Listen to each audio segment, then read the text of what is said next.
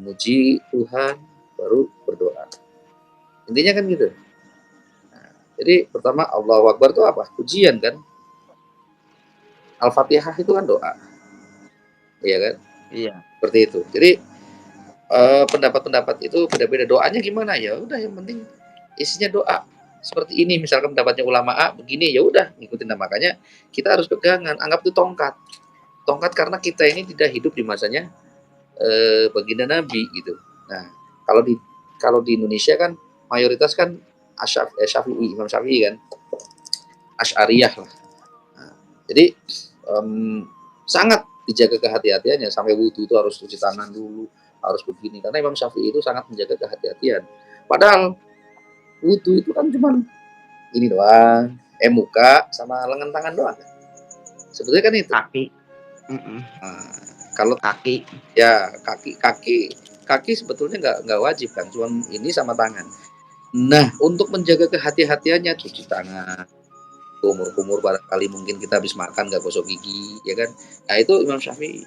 Yang lainnya ada yang mandi perang begitu aja udah langsung dianggap kutu. Nah, inilah yang membingungkan, yang dimaksud sama Kang Surya mungkin itu bahwa di akhir zaman itu akan terjadi ulama yang membingungkan, ya itu udah terjadi udah lama. Nah, kalaupun yang tadi misalkan perdebatan antara ulama ini sampai terpecah belah, ya itu terpecah belahnya itu kan tadi karena masing-masing punya ego satu. Yang kedua memang ada pihak luar, jadi ada pihak intern, ada pihak ekstern.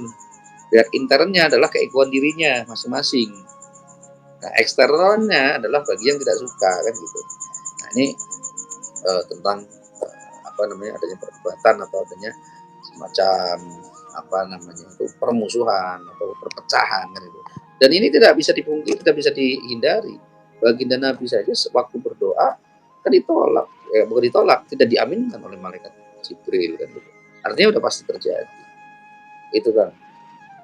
Ya kembali lagi, jangan dianggap ini satu kebenaran. Kalau ada yang baik, kalau ada yang benar, ya insya Allah itu dari Allah, ya, dan mudah-mudahan bermanfaat. Tapi kalau ada yang salah, murni dari saya. Benar, saya bukan orang pintar soalnya, saya bukan kiai. takut ditonton Pak Yai nih. Salam hormat ya untuk Romo Yai yang ada di Jember nih. Jember apa Surabaya sih, lupa saya. Jember. Jember ya Pak Yai ya. Oke, itu tadi belum dijawab nih. Apa itu? Seberapa dahsyatnya itu fitnah Dajjal itu sehingga mampu menggoyang dunia itu. Dan fitnah Dajjal. Fitnah itu artinya bukan fitnah yang saya menuduh Kang Surya sesuatu yang tidak Kang Surya lakukan terus saya ceritakan ke orang, bukan begitu. Fitnah itu Iya. kekejaman, kekejian. Fitnah akhir zaman atau fitnah Dajjal atau fitnah Duhaimah ya namanya kalau nggak salah. Itu tuh kekejian atau kekejaman Dajjal. Dajjal itu apa sih? Dada yang mengganjal kalau dicocok-cocokannya gitu. Dada yang mengganjal. Apa? Ya dada atau manusia yang hanya berpikir pakai ini saja, tapi tidak berpikir pakai kolbu. Ya makanya ilmu roh itu yang perlu yang perlu di apa pelajari di akhir zaman supaya tidak ada dada mengganjal. Dada mengganjal itu apa? Penyakit hati maksudnya kan. Iri, dengki, ya kan, syirik, ya kan, iri, dengki, macam-macam lah penyakit hati, ria, takabur kan gitu. Nah, ini bahasa orang tua saya itu dajjal itu dada yang mengganjal. Jadi dajjal itu bukan apa sosok yang bermata satu kayak yang di gambaran anak-anak kecil ya, bukan. Secara jadi kalau Imam Mahdi atau SP itu adalah ruh ya, maka dia juga ruh. Manusia ini manusia ganteng, ya kan, terus apa namanya intelektual, terus sempurna begitu kan, bahkan mengaku sebagai Imam Mahdi, ya kan. Coba nih ya. Lengkap, cuman ruhnya itu yang bentuknya seperti itu. Nah, Dajjal ini sebetulnya anak-anak Dajjalnya itu sudah ada di dunia ini. Lah itu pembunuhan itu, makanya itulah fitnah Dajjal. Pembunuhan muslim, pembunuhan ini di mana-mana tuh kan, di luar, ya, pembantaian segala macam di seluruh dunia kan banyak kan. Itu terjadi bukan setelah Ini jadi setelah kan kembali lagi Nabi Muhammad itu nabi akhir zaman. Jadi yang dimaksud Itu yang di nanti akhir zaman ya itu setelah peninggalnya Nabi terjadi tuh fitnah dajjal. Banyak yang di mana itu banyak. Jadi fitnah itu yang diceritakan itu kalau nggak salah itu ya, entah itu dari hadis atau apa itu saya lupa tuh.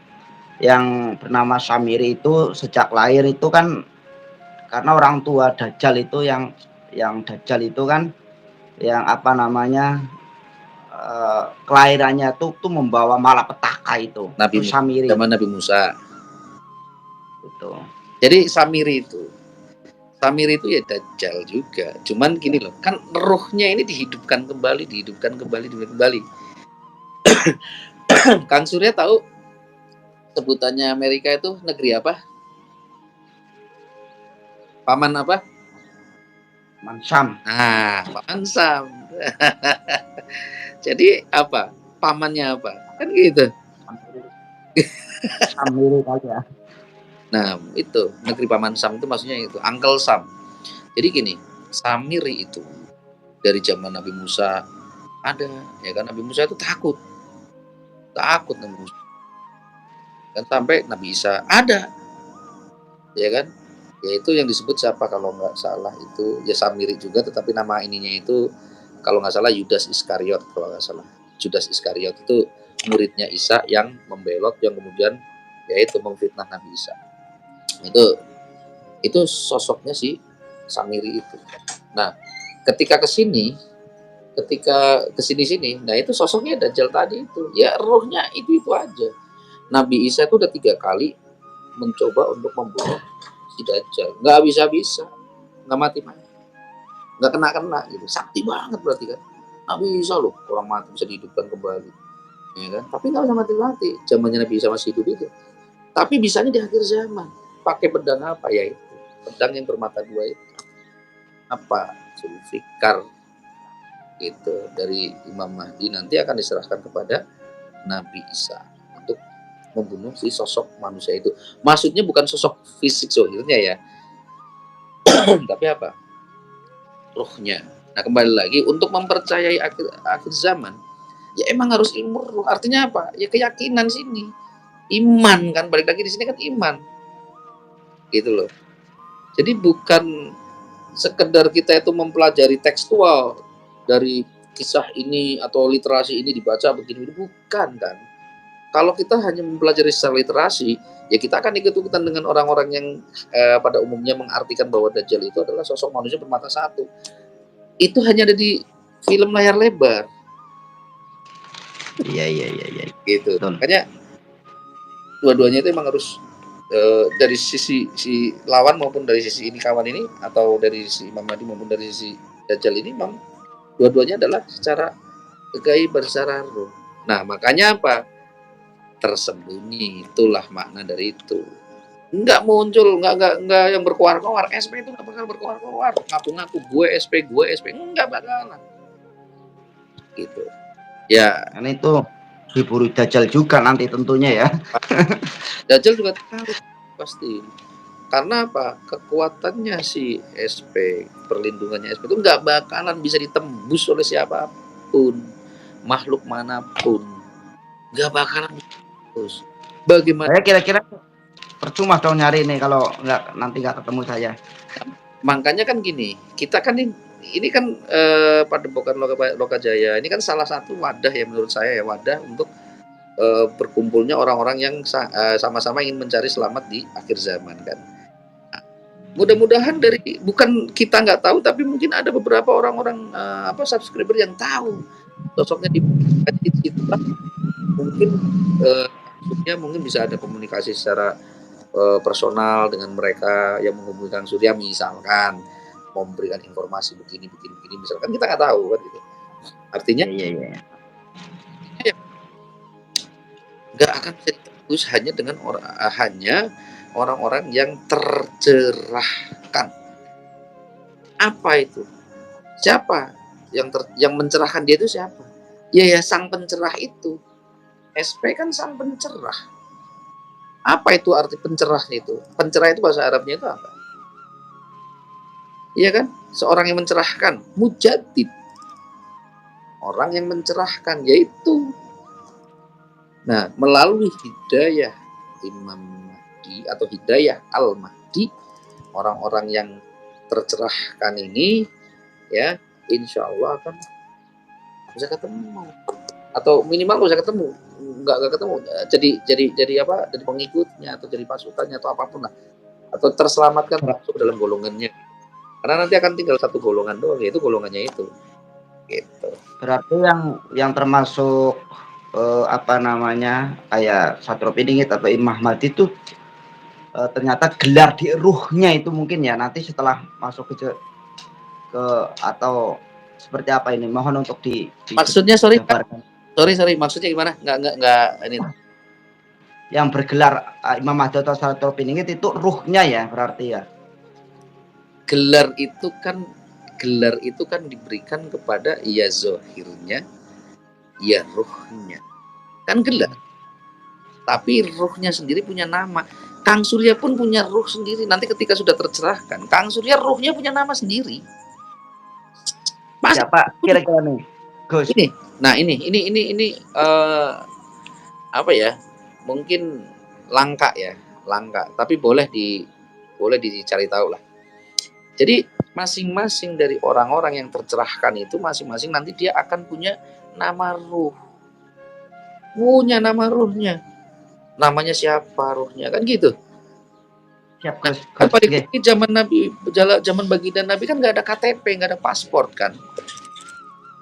Misalkan namanya Muhammad, ya ruhnya ya Muhammad. Kalau dulu begitu, karena apa? Itulah ajaran torekat, hakikat ma'rifat, ya syarat hakikat ma'rifat torekat, bolak-balik saya ketriwal. Itu yang dijalankan oleh baginda Nabi dan ditularkan kepada para sahabatnya, kemudian sampai ke Sayyidina Abdul Qadir Jailani, terus sampai ke sini, ke Indonesia, ke seluruh dunia. Itu ajaran yang akan dibawakan oleh sang SP. Makanya ada istilah apa? Sabdo Palon nagih janji. Maksudnya Sabdo Palon itu apa? Ini balik lagi, ini hasil pemikiran saya ya. Ijtihad, balik lagi. Ya, ini saya ulang, ijtihad itu artinya, bagi yang belum tahu, mohon maaf, itu adalah kemampuan logika seorang muslim dalam menggali satu kebenaran yang tidak dijelaskan secara rinci di Al-Quran maupun di Al-Hadis gitu. Nah, jadi gini, menurut ijtihad saya gitu ya, yang namanya istilah Sabdo Palon Nagih Janji itu kan ada di pewayangan. Siapa yang bikin pewayangan itu? Sunan Kalijaga. Ya, Sunan Kalijaga ini adalah sosok tokoh yang tokoh akhir zaman juga, tokoh yang ditugaskan oleh Allah untuk menjelaskan atau memberikan gambaran secara sloka kepada umat-umat akhir zaman.